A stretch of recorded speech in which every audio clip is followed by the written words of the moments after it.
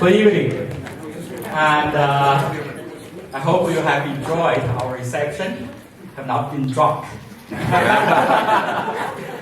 and so still wait to listen to the wonderful presentations this evening. So once again, my name is Sam Zhao, professor at the Korbel School, and also the director of Center for China-U.S. Cooperation. And this is a very special Jackson Hole China Forum. When I said Jackson Hole, Bill Jackson is not here today, but we have another Hole is here. Diana Lee is the Hole who has supported our center immensely. So we are very grateful for Diana, and also Bill Jackson is not here. So he in fact moved to a retirement house. And their support has made our program possible. And the event tonight is a joint event. We are so delighted that Woodrow Wilson Center for International Scholars in Washington, D.C. is the co-sponsor. In fact, they sent two very, very wonderful and distinguished scholars and speakers from the two coasts, one from Washington, one from California, the middle of the country, and from very warm places to very cold, very cold. Yesterday morning, the low was only 6. I heard that was the lowest temperature we have ever recorded in Denver in April. So welcome to the cold world. And the subject today is about water, food, energy in China and U.S. China cooperation or conflict on those very critical resources issues. The two speakers we have today, one is Dr. Jennifer Turner. She is the director of the China Environmental Forum at the Woodrow Wilson Center. And currently, her research has focused on U.S. China energy and climate cooperation, and on many other issues on resources involving China, environmental issues. And our second speaker is Ms. Heather Cooley. She's a co-director of the Pacific Institute's water program, which I think that institute is on the other side of the country, on the west coast of the country. I heard that's a very distinguished program working mostly on water issues. She has conducted researches overseas on water issues and on the connections between water and energy, sustainable water use and management, and many other issues for sure. And she received the U.S. Environmental Protection Agency's award for outstanding achievement. And her works has been recognized by the Pacific Institute. And in fact, they give talks on these issues in many, many places. Heather told me she just gave a talk a few days ago at Berkeley. So without further ado, please join me to welcome these two distinguished scholars. And it happens to be both ladies, we need those. I'm going to put this here because evidently the cameraman said I don't need to hold it in my hand, and can you guys all hear me okay? Good. My normal line is I was a former kindergarten teacher, so must have projection. Yeah, well, I'm really excited to be here. I was born in Boulder, but then was dragged to the Midwest. Yeah, Boulder. Dragged to the Midwest when I was 5 and became a Midwesterner. But my heart is still out here, and I'm really excited because actually the Woodrow Wilson Center, where I've been working for 13 years, a couple years ago started to try to reach out and wants to build a good relationship with your university and the Denver community. And I came out here 2 years ago with a talk. I talked a little bit about our choke point work, but also with some other speakers talking about environmental security issues around the world. And then when they said, we need to do another talk in Denver, I'm like, me. And so I'm out here, and the reason I got to come out was that the next week, the Wilson Center is having a dinner and going to give the Woodrow Wilson Award to 3 of your community members, your leaders. There's Ken Theory and also John and Anna C. And John C.'s father is the namesake of the wing of this building, so we're very excited that that's going to happen.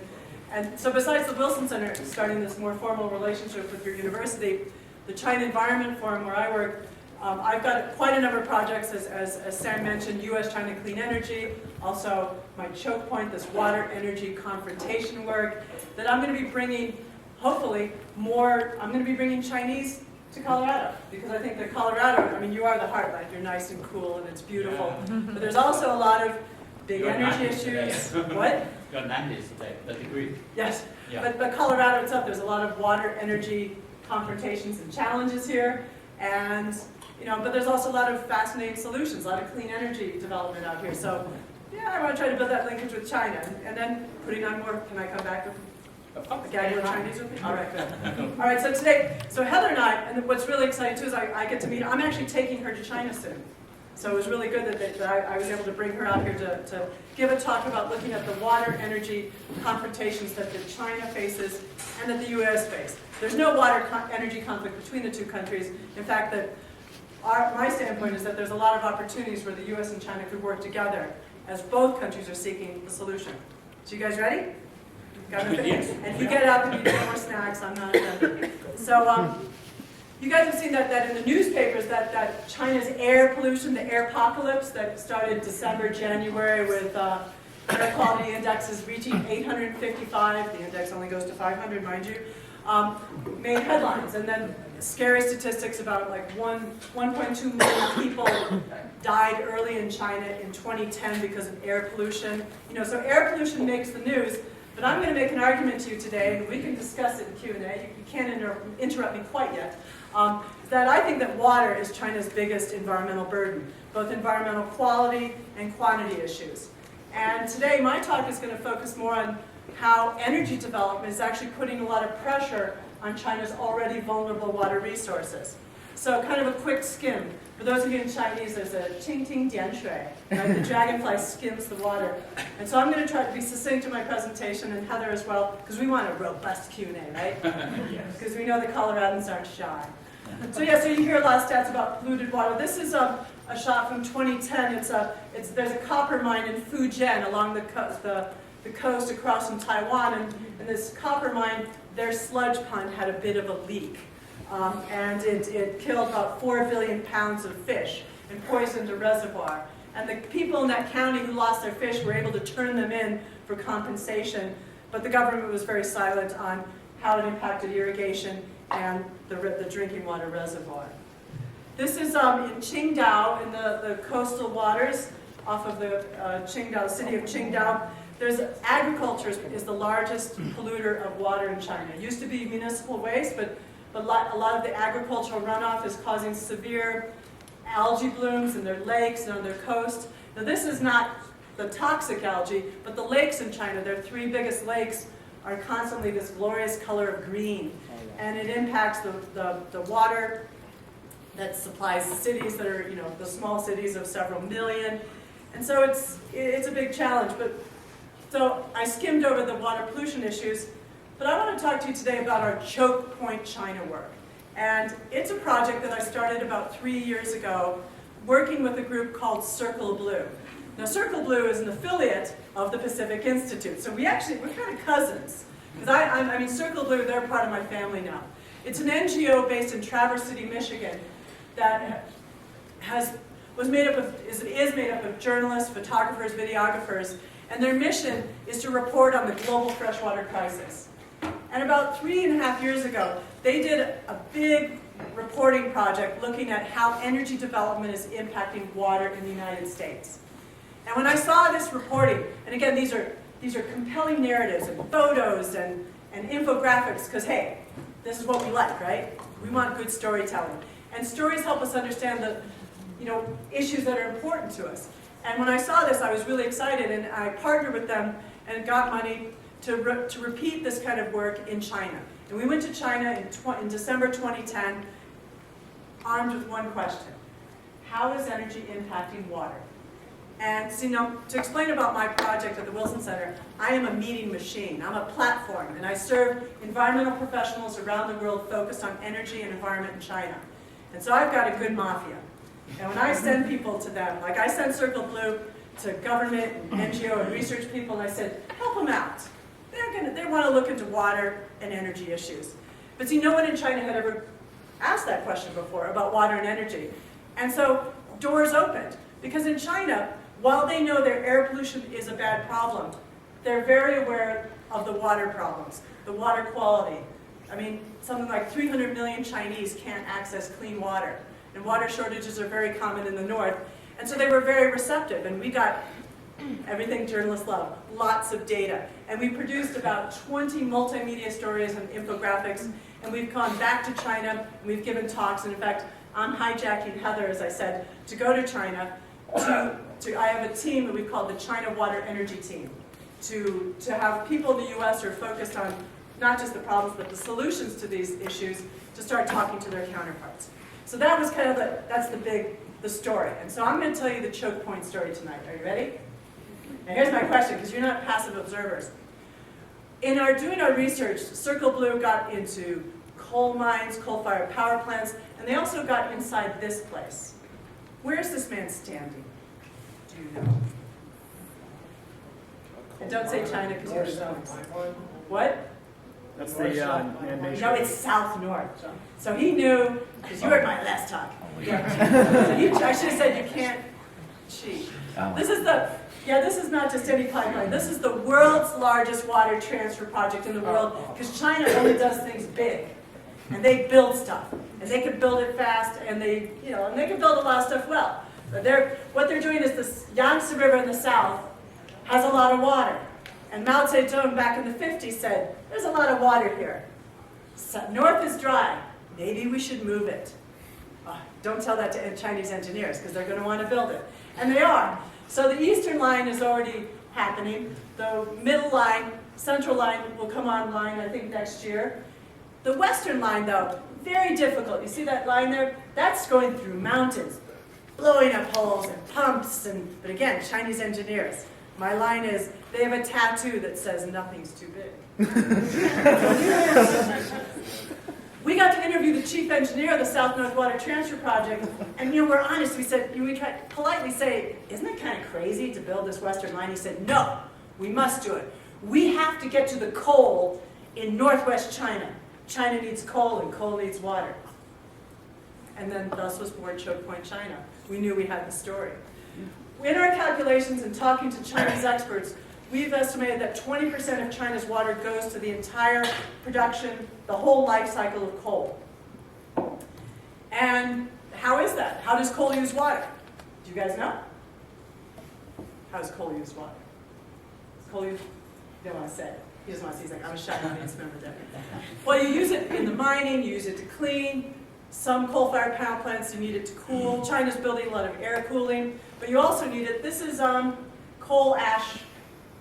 It's like a county of coal ash in Inner Mongolia, because they're the #1 consumer and producer and consumer of coal. Last year, China consumed half the amount of coal as the entire rest of the world. Coal's the story in China when you're talking about energy. That said, China's been on a crash program over the past 7 years to increase wind, solar, nuclear power, hydro. But even though they're doing this, so here's 2010, 30% of their electricity is coming from these non-coal resources. I mean, they've spent more money on renewables than any other country in the world over the past 3 years. They've surpassed us. And they've got the largest installed wind power now. And 10 years ago, they had hardly any. And so coal is still king. And according to Chinese estimates, that even though they're going to invest lots more, they're going to expand the renewables and the nuclear, that even by 2010, it's still just 30% of a pie that's doubled. And just to give you a sense of scale, that 30% in 2010 is 80% of the electricity we use in this country today. China, they're the world's factory, right? They produce most of our stuff. 25% of their electricity and about that much of their CO2 emissions is all in their exports. So what's that? Coal is king, and the king is thirsty in China. And we looked at the numbers, and it really appears that as the coal increases, China is not going to have enough water to make it happen. Our friends at Greenpeace in China were really inspired by our choke point China work, and they have done a study called Thirsty Coal, and they looked more on the ground in Inner Mongolia, and then they called me, right, well, they Skyped me before the report came out. They said, Jennifer, you were right. We don't have enough water. And what these little blue dots are, these are plans for constructing 15 giant coal bases. So it's not just coal, giant coal-fired power plants right next to the mines, right? So then you don't have to transport it out, but you use transmission lines. But they also, coal to chemicals, right? Their fertilizers are all, they use coal. Coal gasification, a lot of cars. Who's been to China? Chinese people are raising their hands, and a bunch of others, right? You've seen the streets in Beijing. It's a parking lot. Well, because people can buy cars now. And the idea of not wanting to be dependent on Middle East oil, we can make gas from coal. But that needs a lot of water. And so they still have these plans to move forward. But again, remember those engineers. One idea, how to get the water to the coal. Well, we could use nuclear power. See that little beginning dot at Bohai C? We can use nuclear power plants to power desal plants and then pump the water to Inner Mongolia and mine the coal. And if that works, we'll pump the water to Xinjiang. And Xinjiang they have coal resources that can supply China for 100 years. And it's really clean coal. And so the imperative, to get energy. And why does China need energy? You need energy to move the economy. I mean, the Chinese government and the Communist Party, their legitimacy is based on economic growth. I mean, they've had 10% GDP growth for the past 30 years. And they're also urbanizing 350 more million people over the next decade. And to urbanize, you need to build those cities. You need cement, you need steel, you need electricity. So what happens when water serves energy? Well, you've got one of the grain belts in China is in the north central part in a very ecologically fragile area. 40% of their water comes from groundwater. You need electricity to pump that. Well, in their plans to start moving more coal in, when we were really amazed, they told us, they said, don't worry, Jen, we're going to move our grain belt. I love China. We move grain belts. And so now we went back and did a story looking at how China's rapidly expanding irrigation and agriculture in the Northeast. Also could have environmental impacts, but it's, China, their need for food security is great. So water, energy, food. There's this crash. Enough about coal. You're tired of coal. Let's talk about the queen, dams. Second largest source of electricity in China. Dams almost at any cost. 150 gigawatts of their electricity now comes from hydropower, and they have a goal by 2020 to go up to 400 gigawatts. Last year in the 12th five-year plan, well, little story, they slowed down construction of dams because of protests back in 2005, but last year they decided that to meet their goals to reduce their CO2 emissions, they had to depend more on hydro. So their plans in this next five-year plan that started last year is to build 60 large and medium coal-fired hydropower dams. And my little map here, these little dots, we're making this interactive on our website soon. All these dots are the current and planned and under construction, or some of the, this is a lot of dots, but this is just this part of China. They overlap actually. This is like hundreds of dams that are either, a lot of them are planned or under construction. China also, when we expand our map, is also investing and constructing a lot of dams further down in the Mekong River. But so, dams, major source of power. And where does that power go? Well, we made another map. I've got a map expert in the audience, so we love making maps these days at the China Environment Forum. Again, China moves water from the south to the north. They've also, since 2000, been building massive transmission lines to move hydropower and coal from the west to the east. These eastern provinces use about 40% of China's electricity. The electricity in the cities that they're building, and also the electricities in their industry, their export industry. So in some ways, serving the products that we buy. And to give you a sense of scale, I don't know, you might be tired of big numbers, but yeah, when these three transmission, it's not just a single transmission line, but it's the direction of the transmission lines moving east, the west to east transmission project. By 2020, each will be 40 gigawatts, which is about equivalent to 60 Hoover dams of electricity. So, There's also shale gas. You may have heard of this form of energy. It's it's kind of king here now, right? Coal is kind of losing a little bit in this country. But so shale gas is the hot new topic in China. I'm calling it the princeling. Still just under test wells, about 100 of them. Looking at my former assistant who just came back from Sichuan looking at shale gas. Master's there. So any shale questions, we defer to him later. And there's a lot of U.S. shale companies, oil and gas industry, very happy to go into China and work with their Chinese counterparts. But there's a lot of questions, in terms of whether or not China's Ministry of Environmental Protection is equipped to deal with the kind of pollution problems that could come from shale. A lot of us say no. So there are organizations like Natural Resources Defense Council and others who are trying to work with the Chinese environmental regulators to get them ready. But now let's talk a little bit about what's China going to do about these choke points. Again, they don't have enough water to produce all the coal they need. Maybe they can eventually move some. But in the meantime, they still need coal. They still have almost brownouts in a lot of cities in China. So they're starting to import more coal. And as luck would have it, we want to export more coal. So the U.S. exports of coal to China are increasing, but also Australia ships a lot of coal. In fact, Circle of Blue did a Choke Point Australia reports on how much coal and how the coal industry expansion in Australia is impacting their agriculture. There's this ripple effect around the world with water, energy choke points. They're also importing more food, more agriculture. And we like to think that when you import coal and water, it's a virtual import of water. So it's one of the trends that's impacting the world. The Chinese government is also pushing for a more efficient and a better regulated coal industry.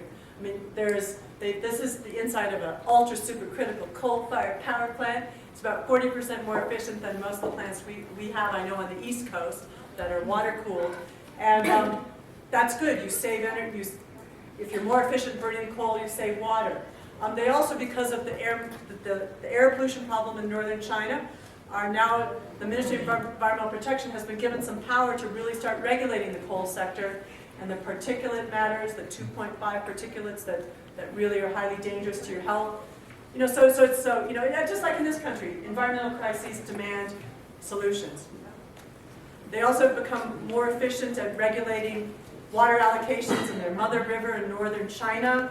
Again, being more efficient with the water means that you can, start deciding maybe have more left over for the energy sector. Beijing is starting to recycle more of its water in the central part of the city, but to our knowledge, it's the only city that's really starting to push this, but it's a trend that I think will have to continue. There's also been, because of the environmental problems, especially around water pollution, there's a lot more pressures from the citizens in China. We estimate there's about 5,000 major protests every year in China. The Ministry of Environmental Protection says that, again, I don't know where they get these numbers, but they say protests have been going up 30% a year for the past 5 years. But we do know that you see a lot of reports, and if you go to New York Times and others, just Google Chinese environmental protests, you're going to see more news on it. There was even a documentary in China on a Chinese NGO that helped a community combat a chemical industry there. That's a photo from below, so I think from that story. There's also a lot of the environmental NGOs in China. They're not nearly as big or have as much capacity as the groups here, but they are one of the strongest civil society sectors in China, and there are some hard-hitting individuals. Some of them, we've got lawyers that are bringing cases to court for pollution victims, particularly of water. Ma Chun is the activist who really not only has created a water pollution map online, but he went after Apple to open up their supply chain and transparency. And I can tell you lots more stories later, but it's intriguing to me that in the water sector, these NGOs have been given a lot more political space. And so it's, yeah. So I'm winding it down here because I think I want you to learn about the U.S. now. All right. Thanks so much.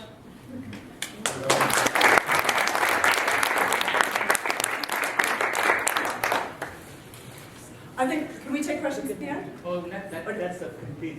Yeah, we're going to take questions at the end. Okay. Yeah. No delay in it, man. You're on.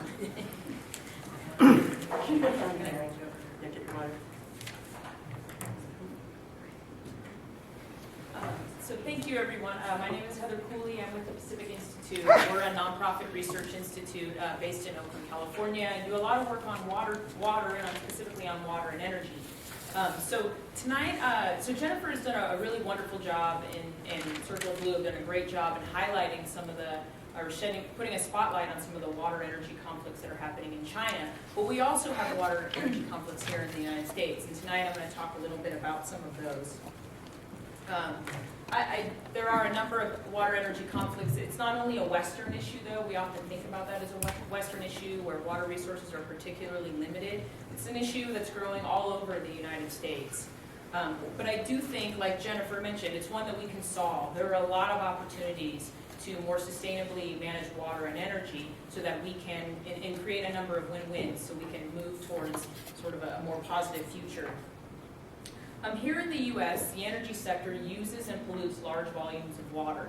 In fact, about 40% of all fresh water withdrawn in the United States is used to cool power plants. On average, every kilowatt hour of electricity generated from a thermoelectric power plant uses about 25 gallons of water. And that number is growing as energy needs or as electricity demand increases here in the United States.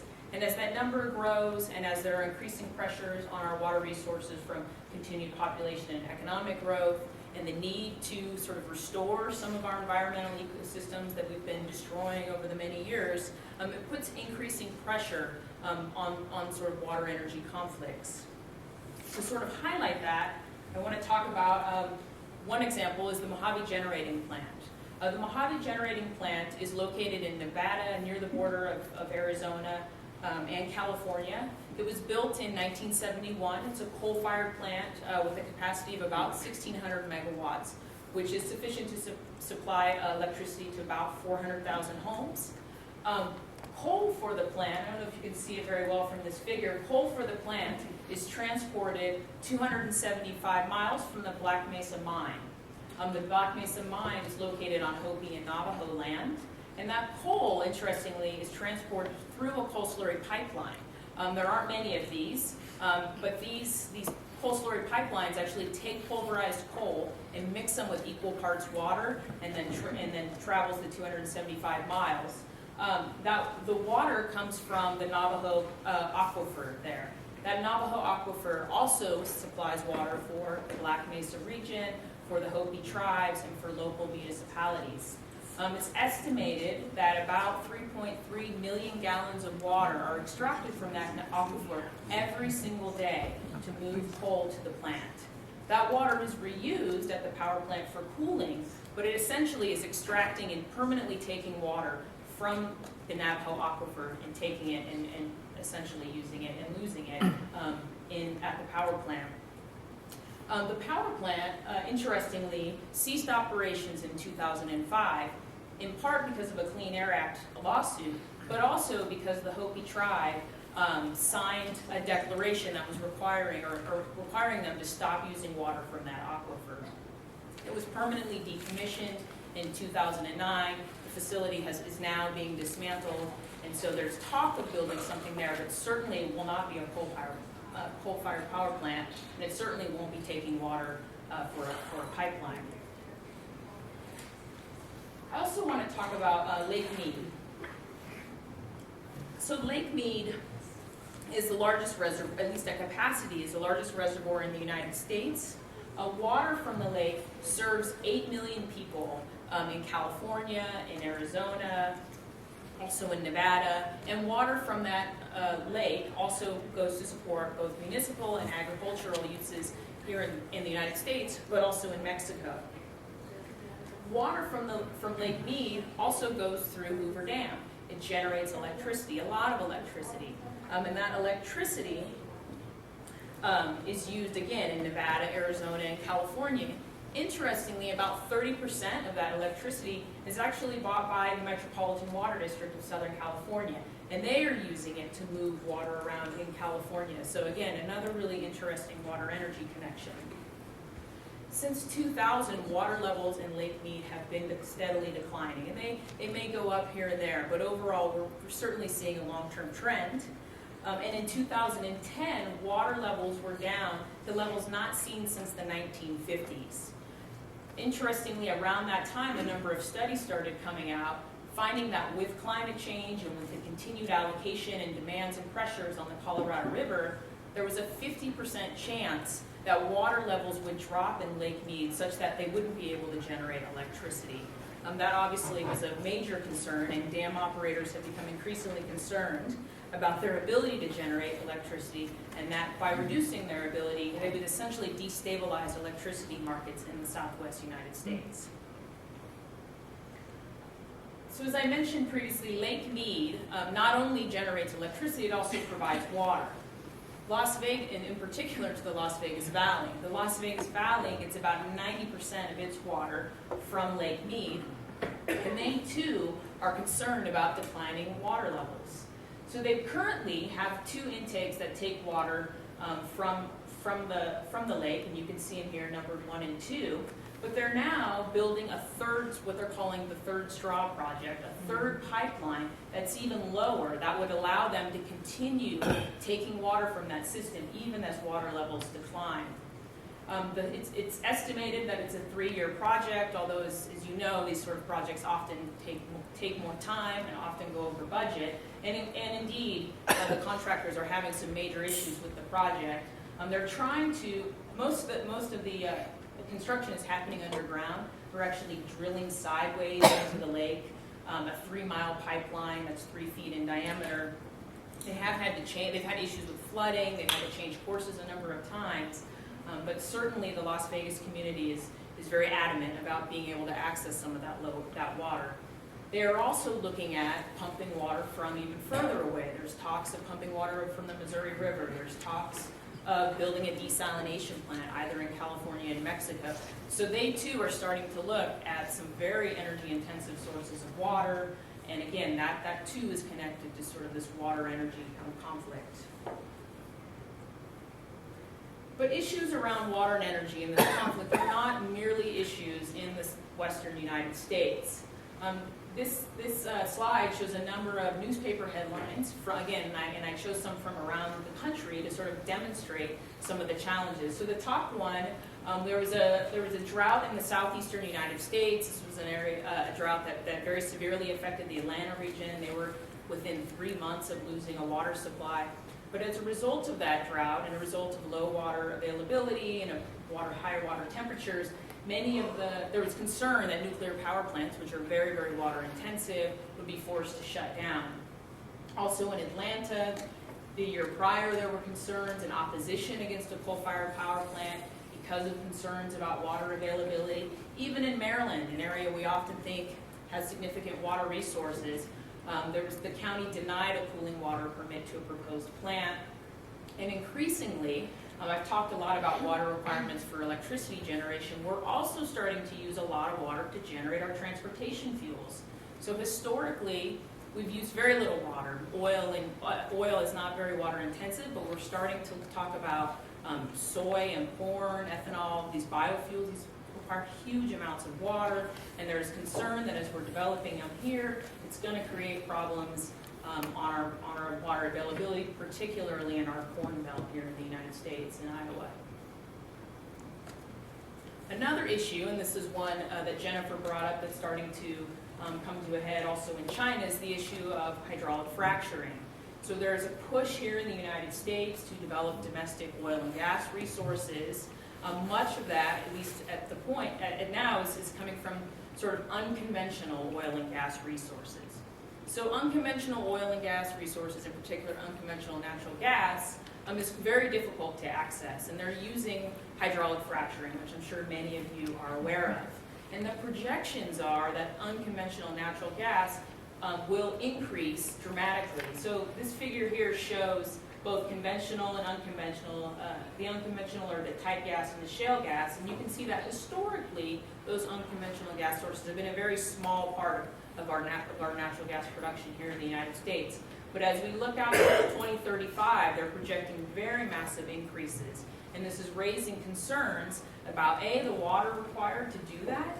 As I mentioned, hydraulic fracturing is a very water-intensive process. There's also concerns about the pollution caused by hydraulic fracturing, and the wastewater that comes up and what we do with that. We're starting to see reports of earthquakes in Ohio and in Oklahoma, areas that aren't traditionally associated with it. And a lot of that's related to the disposal of wastewater from unconventional natural gas.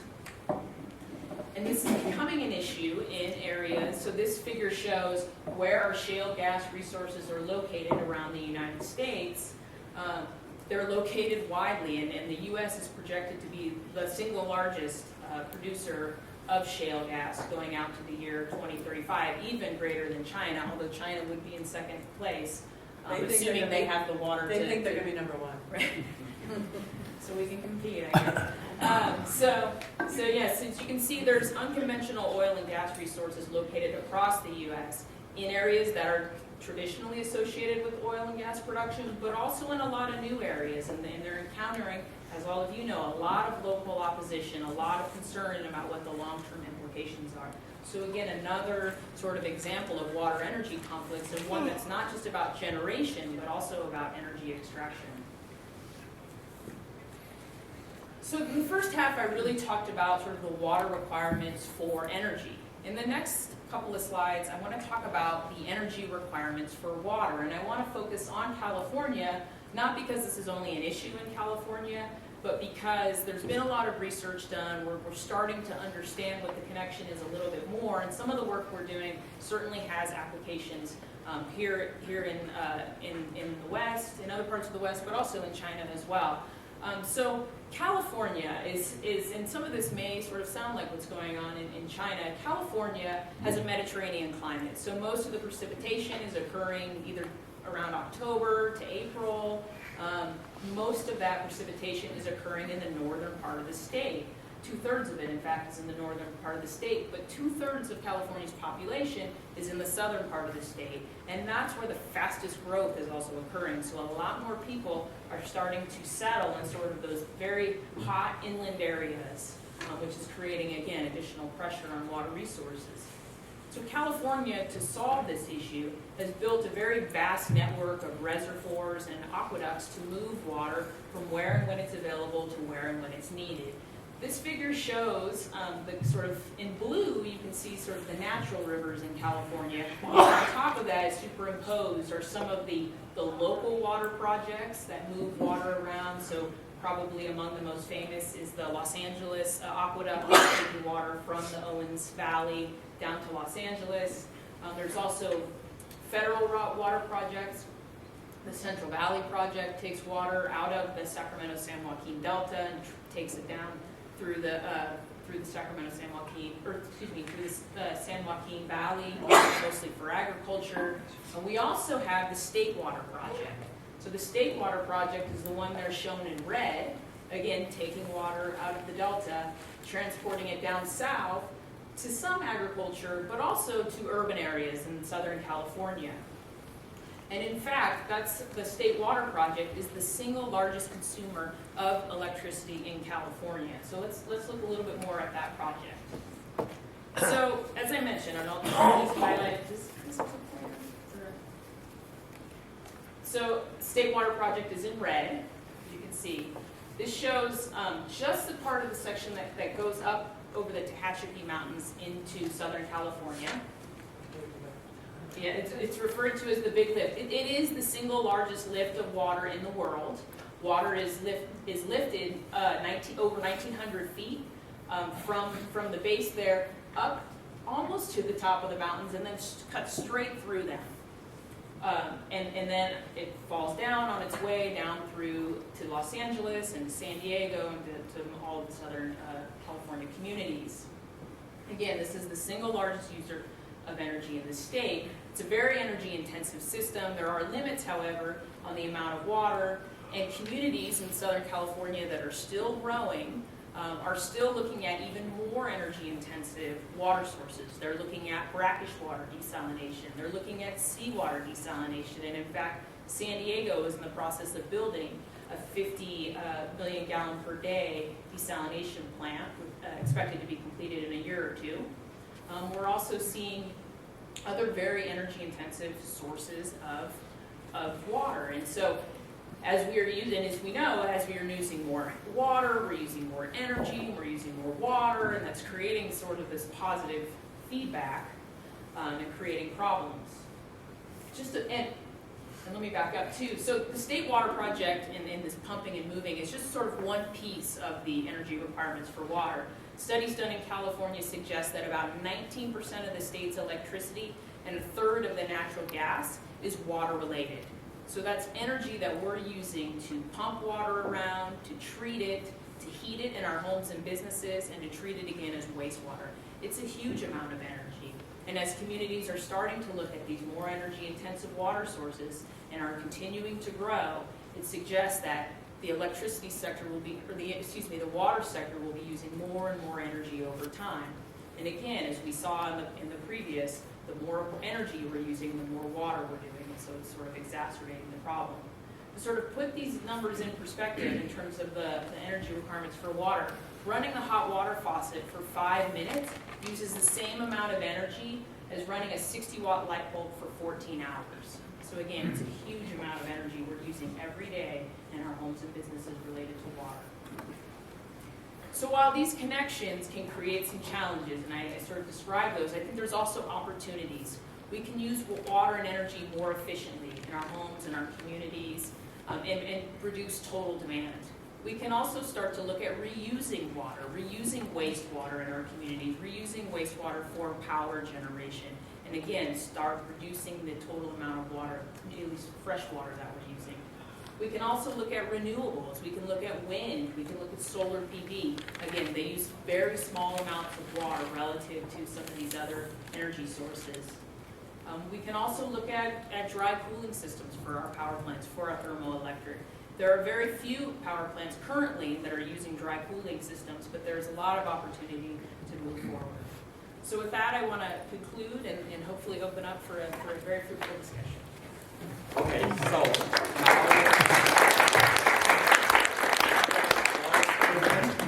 now when you raise questions, please identify yourself and to be brief and with the question mark for sure. Okay, so I see the hand. Yes, my name is Greg Majerski, international MBA candidate at Daniels. When you point out alternative energies, what isn't pointed out often by the alternative energy industry is that solar is a buffet of toxic metals with a very large water footprint, and that wind has proven to be unreliable and often damaging to regional wind currents and livestock. So those aren't really, when you take that into account, those really aren't that great of alternatives, even though they have their place when you want to, compare the water consumption of other older forms of energy production. So how do you address that? So I think that's a good point. I will say that there is no source of energy that is going to be perfect. There are certainly downsides to all of them, and that's an important thing to consider. So I think the first thing you always want to do is maximize your efficiency. You maximize your reduction. You reduce the total amount of electricity or energy that you would need overall, and then you look at sort of a suite of options. And you're absolutely right. There are issues of intermittency related to both solar PV, solar and wind.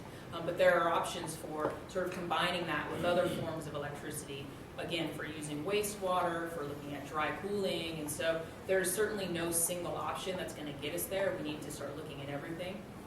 And if I could add that one thing that's, I think, rather important with our choke point work looking in China is that we're trying to highlight that energy sources have a water footprint, and that water is local. And so the decisions you make in a more water-rich area are the different ones than a drier region.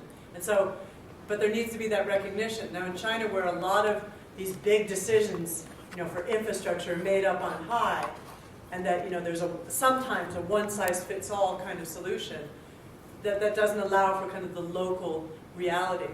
I mean, in China, I didn't mention, the hydropower, that in southern China, they've had 5 droughts in the past 2.5 years.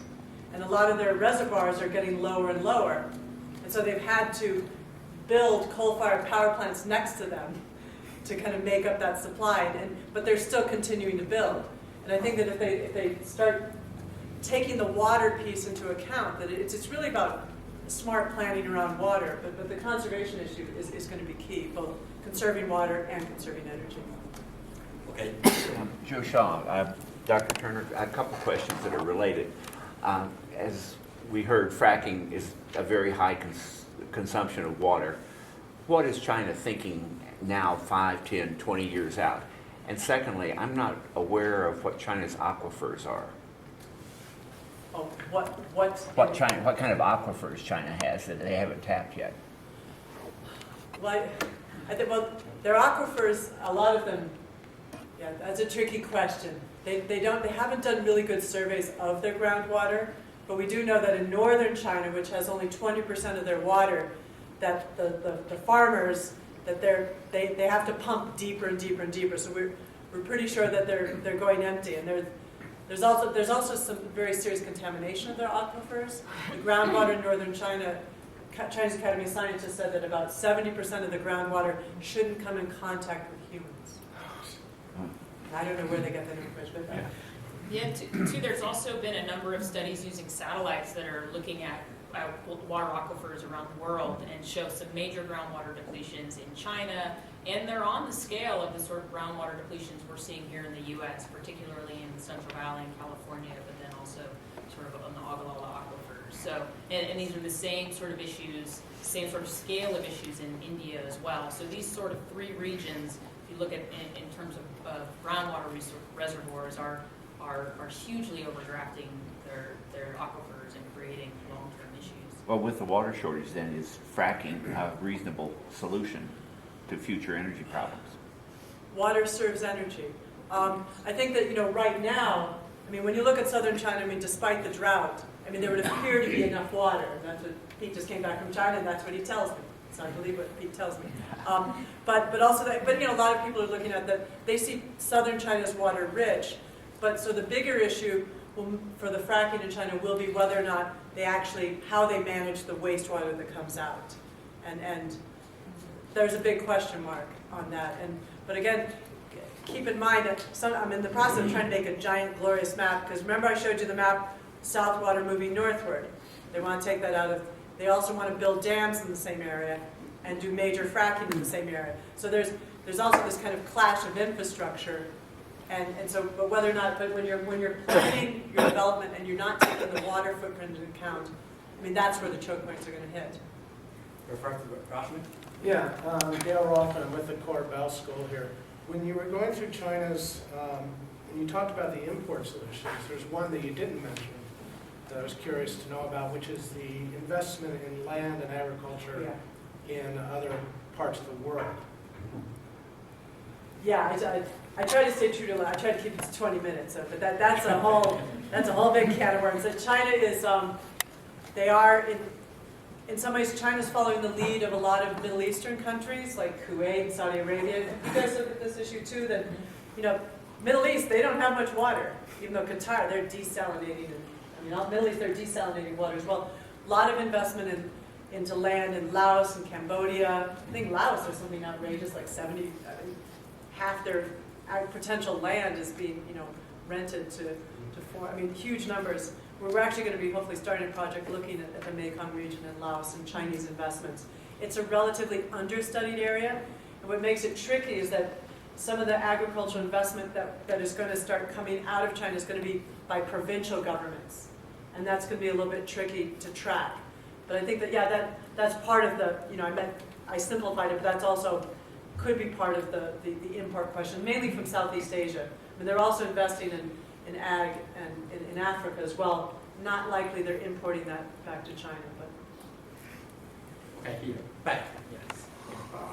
Brooke Banbury, we've been in the utility business, but I am curious how they handled it in China as well as like Lake Mead. And you've got competing interests. You've got agriculture, you've got drinking water, and you got energy.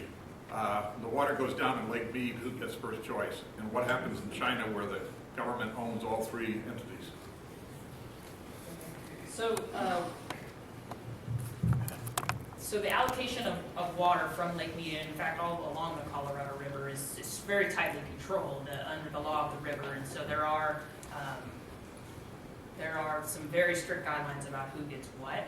The issue of, and we're seeing this with fracking, as fracking has developed here in Texas, also particularly in Colorado, there has been increased demand on water resources. There was an auction last summer for excess water. Energy sector was there. They tend to have more money than agriculture. They're able to buy that water, and so there certainly is a conflict between water for, especially here in Colorado, water for energy production and water for agriculture. Unfortunately, and like I said, in many cases, the energy sector can afford to buy that water. You will see incidents, and this started to happen in Texas. Some farmers were unwilling to sell their water just out of principle. Others, however, the money is very attractive, and then they will sell some of their water. I guess that was my point. Here in the States, it's first in use, first in time. And who owns it? What happens in China? It's owned by the state. Yes, an open access resource. Open access resource. All right. I cannot be loud now because I'm not. Yeah, water is in many cases pretty much an open access resource. That said, I mean, when I did my dissertation looking at boring issues like this, looking at water withdrawal permit systems, and so the implementation of that hasn't really led to conservation. I asked counties, I said, how do you decide? They say, oh, we go to the factory, say, how much water you use? Okay, that's your permit. It's not really driving it down. But in times of water shortages, I mean, it's often, Farmer Wong or the electricity sector, it's the same case here a lot of times. We know that the electricity sector wins. That said, in the Yellow River, I breezed through it, but the Yellow River, which had stopped flowing to the ocean for about 250 days in 1997. That's the mother river. It's kind of bad when your mother is that sick. And so what they did was the Ministry of Water Resources, through the River Basin Commission, which is really just a central entity, strict allocation. So the provinces, you get this much, and then the province turns around, the county gets this much. And they're very strict, so they've actually been able to keep some ecological flow, and they can make decisions. But then as these cities and the energy development expands, they run up against these limited allocations. So what we've been seeing over the past few years is that there's actually illegal water trading where the coal-fired power plants help farmers install water-efficient technologies, and then they buy the water. But you can't buy the water because it's owned by the state. But it's been called a pilot project. Because China, so one thing that the water crisis is starting to do is, and I think they do look to the U.S. for some of these models, of how to really rejigger their water rights system. I don't know, should they look to the west or east on that? Well, no, I think even the West, certainly we're having problems with that. So I think there's probably a lot to be learned on both sides. Yeah. Yes. So I'm wondering what the distribution of shale beds are in China, and to what extent that changes the logic from the south to north water pipeline. The shale should call it map. The shale's mainly in Sichuan in the southwest, and they also believe that up north in Xinjiang in the Tarn River Basin that there's quite a bit, and there's no water up there. But maybe with that desal nuclear thing, we can pump water to get to that. There's just no water up there. But so most of it is that's what they're really exploring now most actively. Pete, they're not really doing any in Xinjiang, right? No, so most of it's in a province called Sichuan is kind of western. And regarding your question regarding the South North Water Transfer Project, the magnitude of water required for shale is much less than kind of the scale of the South North Water Transfer Project. So while, if in a stressed system, kind of water for shale does kind of create problems, on a macro scale, its magnitude's less, if that makes any sense. But just a question that as the water, and also the glaciers are melting, that the water, that China's water, the water ecosystem is quite stressed, and my concern has been, and also that of Circle Blue, is that if no one's thinking about the energy-water linkage, that you are going to have a crash. And that said, I neglected to mention a bit of good news. The 12th five-year plan for energy development, we believe that they looked to our report and Greenpeace's report, and for the first time they mentioned the coal-water nexus and say that something, we need to pay attention to this. So there's no targets, but there's, my constant talking maybe, and others in my network, because we're just trying to get the idea that they need to do this, and that's what you guys are doing at Pacific Institute, to kind of galvanize people to focus on it. Yes, but I think even, There are some areas that are starting to at least think about the connections. There are very few that are doing integrated planning to try to kind of solve these in a more coherent, logical fashion. Efforts here in the West to do that. There's some folks at Sandia that are starting to link water and energy planning together, but it's still in the very, very early stages, and it's certainly something we need to be doing across the board. I know that I heard that the Western Governors Association actually has a water energy team. Yep. So that's one of the things that they're doing, is looking at sort of what are the projections or the demands of water for electricity, and they're trying to use that thinking about where they're going to build transmission lines. So it obviously doesn't make sense to be building transmission lines if there isn't adequate water resources to supply water to those power plants in the regions. And so they're in those early stages of thinking about what this means and planning accordingly. And I think too that Sandia is working with the Great Lakes Commission to also do an assessment. I mean, you think Great Lakes, all this water, right? But there's a lot of challenges, a lot of use for cooling of power plants. And so I'm really excited about that, because I almost think, because the Great Lakes region, that's talking at a scale that the Chinese can relate to. So, so I'm hoping to do this kind of matchmaking, and that's, again, why I'm bringing her to China. Okay, we take two from our two Korbel school students.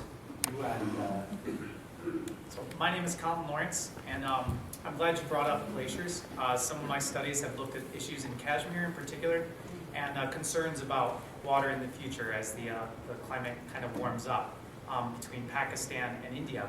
And noticing that Aksai Chin has been claimed by China, and there's been a lot of infrastructure work, mostly on roads and the like, built in the area. Are you aware of any kind of like water projects relating to the glacier in that area? In which area? Another question. Yeah. But which, I just had to get, which area? Aksai Chin in northern Kashmir. In Shin, Mongolia. where is In it? north of Kashmir, just south of Xinjiang. Okay, Technically, it's part of Tibet. okay, yeah, It's part of the Okay, Brahmaputra. another question. That's okay. from Korbel. I have two questions, because Dr. Turner just mentioned about this sort of institutional fragmentation on the environmental resource management in China. So there's a central government policy policy from central government kind of has a gap when it goes down to the local level. So two questions. One is that can you give us like more example on this gap for this gap on the environmental protection, especially pollution, water pollution issue? And the second question is, I have noticed that there have been some sort of ad hoc grassroots projects, small-scale hydro projects at the local level for serving like the irrigation, even electricity generating purposes. So I don't know. I haven't been updating with this so far. So I don't know what's the situation right now. She's our PhD student writing a dissertation on China environmental issue. So, okay, hopefully you remember all those questions. probably one of my future interns. But, well, I mean, you might know something about the first question as well. I mean, China, you're talking about, I mean, how in India, Brahma Chalani wrote his book about water, Asia's new battleground. I've given talks with him, and he's very adamant about the Chinese are building planned dam in Tibet. It's going to divert water away from the Brahmaputra, and it doesn't help when there's a book written called Tibet's Water Will Save China right now. And it looks, I mean, they have these big plans to build dams, and I don't think that dam is off the table yet. It's a technically difficult one, but remember what I said about their engineers. That said, 60% of the Brahmaputra's water actually comes from the other side.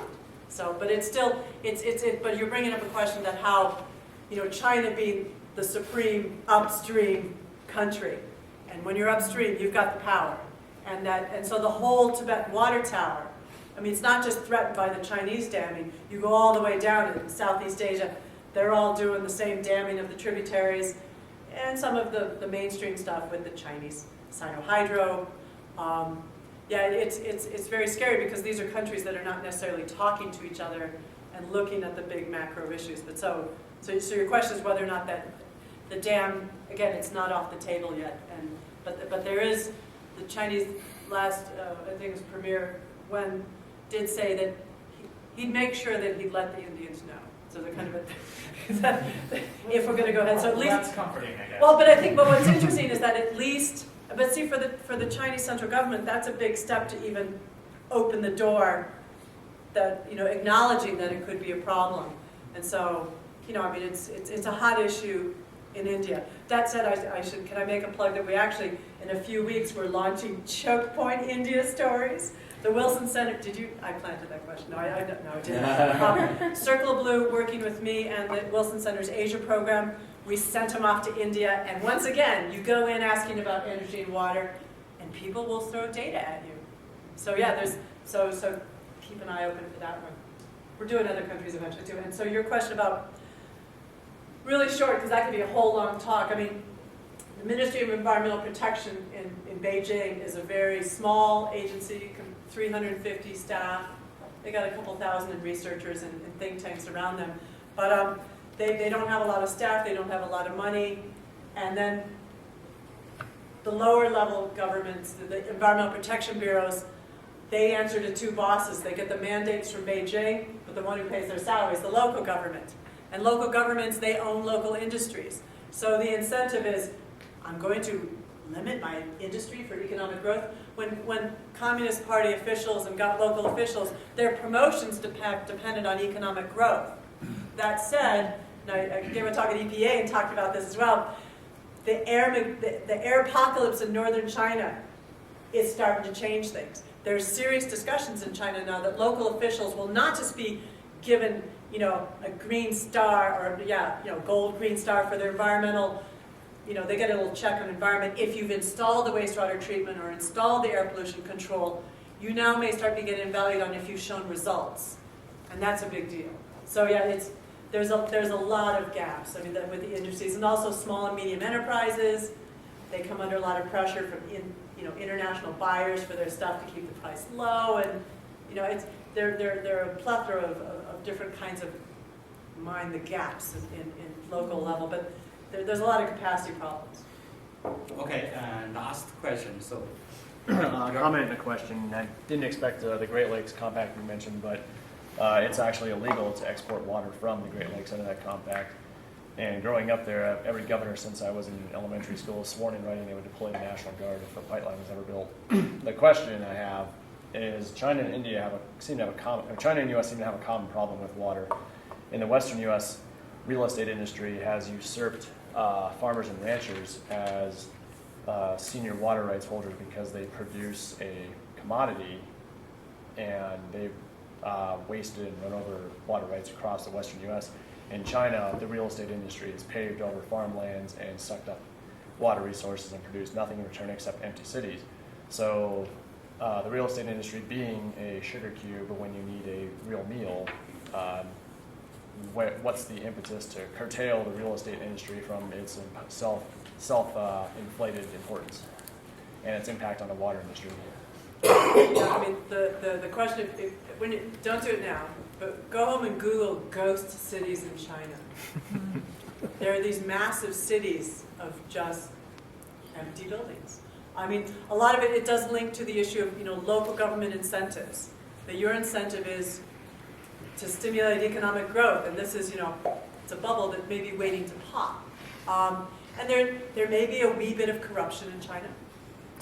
I know That's been happening a lot here too, though. I mean, it's gotten to the point where, for the first time in 20 years, judges have stopped real estate projects because they don't have a water development plan. But for the past, Highlands Ranch was built without a water plan. Castle Rock was built without a water plan.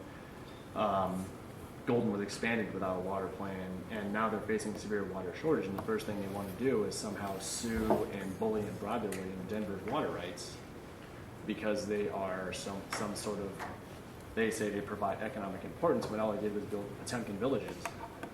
So, not that California is perfect by any means, especially on this issue. But one thing that they have, or two things that they've done there, is one, that they require water agencies to produce urban water management plans and to produce which demonstrates the population projections and what the water demands are going to be over time. And what you're seeing in many communities is that water demand has stayed the same or declined, whereas population has grown, in part because of urban efficiency, and there's still great potential there. The other thing that they've done, there was a bill introduced a number of years ago. It's called the Cost of Fuel Act, and what it does is it requires developers to identify a water source for the next 100 years. And so that was one way, because there were, as you say, developers going in, the incentives there, they produce it, and then it's the problem of the water agency to get water to it however they can. And so that bill, and it's not, again, not perfect, there are certain size limitations and all, but it has at least sort of slowed that down a bit. Yeah, Okay. Yeah. I thought that's over. Please, you have last words. I can always keep talking. I'm Irish. Yeah, but again, the drive for urbanization is really, it's a drive to, to help people move out of the cities. But the land grab question for urbanization, it's become such a problem that, the central officials, that they are now in the process of actually maybe truly having land reform, where instead of just these kind of sketchy, you have a contract for a certain amount of time, because conflict in China, protests, and the fact that protests now, we could do a long talk on this, that, you have the internet in China, you have texting, people, the citizens are starting to organize their protests, and it's something that, the government is really worried about. So I think in the next few years we are going to see some major land reform, which could begin to kind of address this excessive urbanization, and the ghost city stuff is just, it's scary. But yeah. Okay, with that, the ghost city story, let's conclude our forum.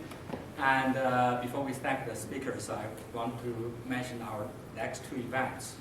One is on May 1st. We have James McNerney. I don't know if I pronounced his name right. He's a chairman and CEO of a Boeing company. And he will talk about working with China, a perspective from a CEO. In fact, Boeing has been doing so much businesses with China. So he sold so many airplanes to China. So he has a lot of good points, I think, we'll make. I have to interject. Did you know that Boeing is working in China to develop kind of creative, kind of like algae biofuels? Oh, really? Oh, yeah, kind of like low water biofuels. Oh, that's good. You have to do something good. So I feel like I didn't want to end on Ghost City. And then the last event will be late May, talking about, we have a scholar from Georgia Tech talking about China's hukou system, the residential system. So with that, thank you for coming, and also please join me to thank our two wonderful speakers.